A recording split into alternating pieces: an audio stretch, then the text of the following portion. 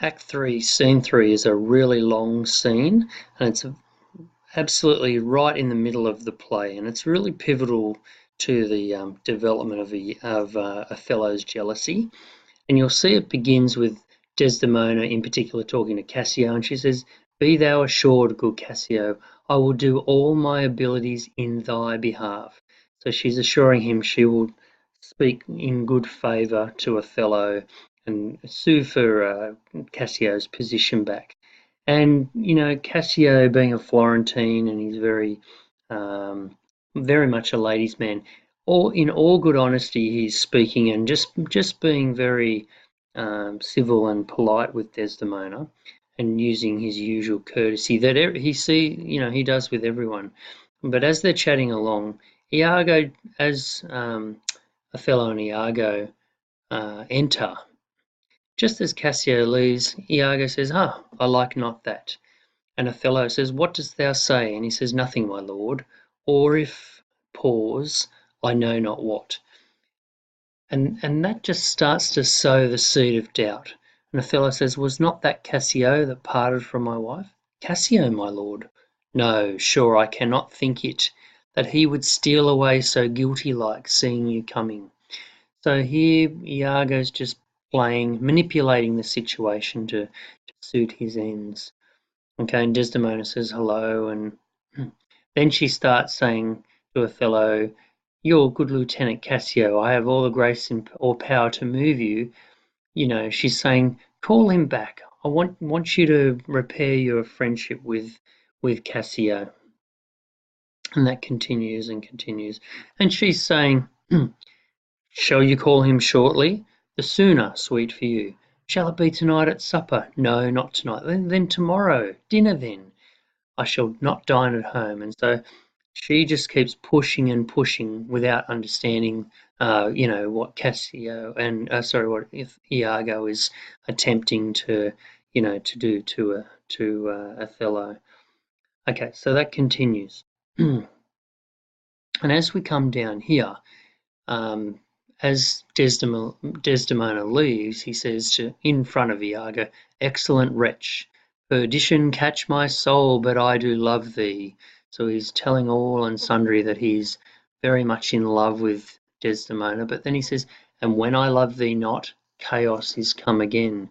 So here is a sign that he already thinks there is some doubt, some uncertainty into Desdemona's faithfulness. He's saying, when I fall out of love with you, chaos will come again. So it will be an absolute disaster. And then Iago starts questioning Othello and saying, "Did Michael Cassio, when you wooed my lady, when you first started going out, did he know of your love?" And Othello says, "Yes, from first to last, because he went to and from." And he says, "Oh, why do you ask?" And he says, "Oh, just for a satisfaction of my thoughts, no further harm." And he just keeps going on and just posing all these questions. And then Othello says, "Is he not honest? Is Cassio not honest?" "Honest, my lord." "Honest, aye, honest, my lord. For aught I know he's honest," he's saying. "What dost thou think?" "Think, my lord." "Think, my lord? By heaven, he echoes me." So Iago's repetition of Othello's question um, continues to develop that doubt that's not really there. And so this starts to anger Othello. And then Iago says, "My lord, you know I love you." So he's not saying, "My lord, I love you." He's twisting his words there and saying, "You know that I love you." So it's very, very manipulative and very cunning. He says, "I think thou dost," and all that sort of. He keeps talking about um, things here, and this is interesting. It says, "For such things in a false, disloyal knave are tricks of custom, but in a man that's just they are close relations, working from the heart that passion cannot rule." So he's sort of showing here that he's not really sure about um, appearance and reality, and some things are tricks of custom that he's not really attuned to. So for Michael Cassio, I dare swore I think he's honest. I think so too. Iago, men should be what they seem, or those that be not, would they might seem none. They shouldn't be around.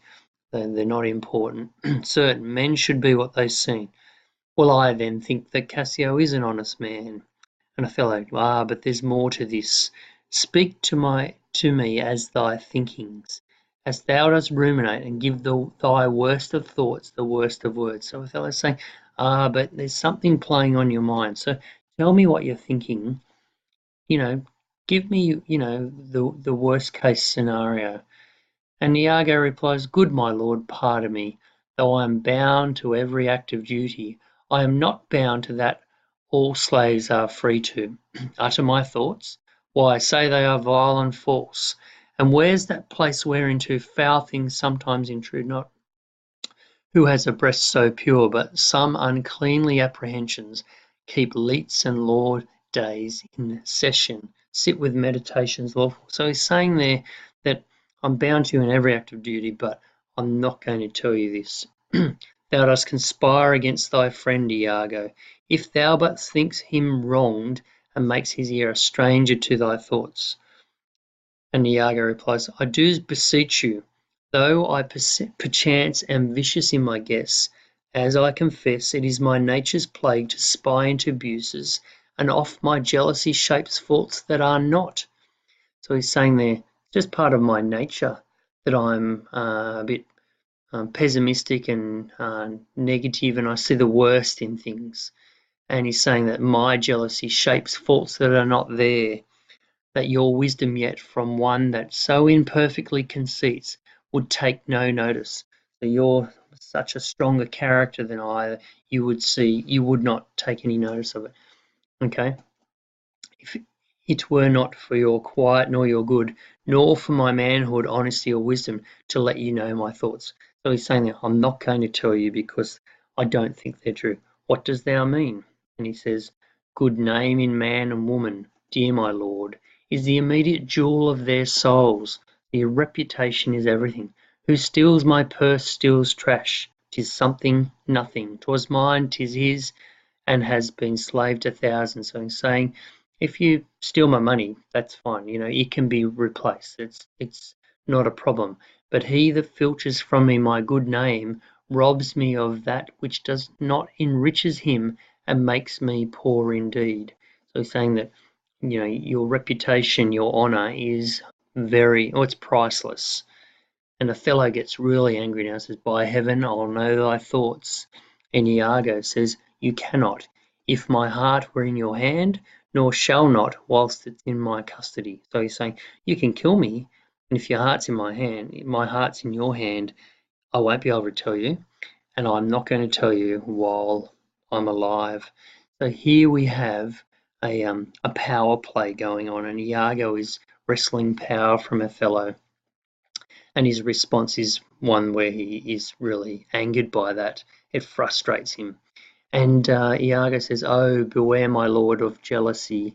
It is the green-eyed monster which doth mock the meat it feeds on. So here we've got a great metaphor for jealousy. And this is a central idea in the play. And he's saying, he's outwardly telling him not to become jealous, knowing full well that he will. Okay, and he says, That cuckold lives in bliss, who, certain of his fate, loves not his wronger, but oh, what damned minutes tells he over, who dotes, yet doubts, suspects, yet strongly loves. And Othello replies, Oh, misery. Othello doesn't understand anything to do with uh, polite society and certainly female behaviour. And so this comes to him as quite troubling, and he's not sure how to deal with it. So what he thinks appears to be true, that Desdemona is in love with him and loyal. He's starting to doubt that. And a little bit further as we go along, as Iago leaves, he says, Why did I marry? Here it is here. And he's saying that I don't obviously understand the fairer sex. I don't understand how women work, and I've been tricked into it.